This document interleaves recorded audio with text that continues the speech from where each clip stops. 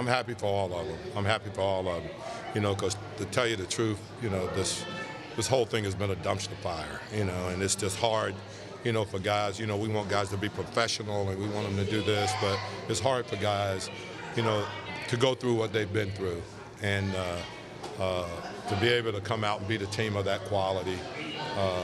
I'm happy for all the guys. I just thought that they did a great job. Hey guys, I'm going to talk about the guys that played. They did a great job. We found a way to win the game. That's what's important.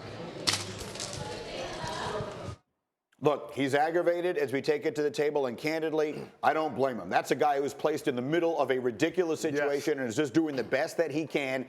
He calls the situation a dumpster fire. It's kind of hard to argue with that. What is your takeaway from Anthony Davis last night leaving the building? We've talked about this so much on this very show, and when that trade is proposed for Anthony Davis, he comes out and says he doesn't want to be a member of the Pelicans. What he basically is telling his teammates and his coaching staff, you guys aren't good enough to get me the championship I covet.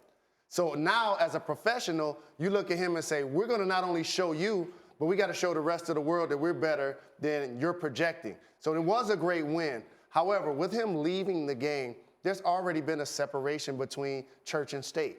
We're not surprised. He said he doesn't want to be there anymore. He's going to look out for his best interest, and that's why he left the arena. It'll be fascinating to me to see, Sean, if he plays in the All-Star game this weekend, if he participates in all of that. What do we think about this injury and the way all of it was handled? Well, look, the initial report is it's a contusion. That's not a lot. I mean, we're not talking about like an AC joint separation or anything like that. He basically got a bruise. Okay, so that's what we're looking at with Anthony Davis. He goes ahead and leaves the arena. Like you said, you're abandoning your team. You're walking away for a contusion with your agent walking out in the middle of the game. I mean, there's guys that have torn their ACLs and have hung around to the end of the game before they left the arena. This is, again, a statement. And if I'm Anthony Davis, I get it. You're trying to protect yourself because you want to get out of there. If you're New Orleans, though, at what point in time do you sit there and say, you know what, we said we were going to play you. We were wrong. We're not going to play you. You're done. We'll come up with an injury. You've got back spasms. Yeah. That's easy. Done. But obviously, Anthony Davis and Rich Paul have actually done a brilliant job of letting the world know he wants to be moved and for public consumption. So when he drops the press release, then AD father comes out and speaks so that he doesn't go to the Celtics. You have so many AD liking IG posts about the trade proposal. So for him and for them, it's now that's the best thing that could have happened. Yep. Because going into the second half of the season, he's going to play in the All-Star game. And LeBron's going to try to help him get MVP, by the way. And then when the second half of the season starts, guess what's going to happen, Greeny? Tell me. My shoulder's still Yeah, sore. it's going to bother him a little bit.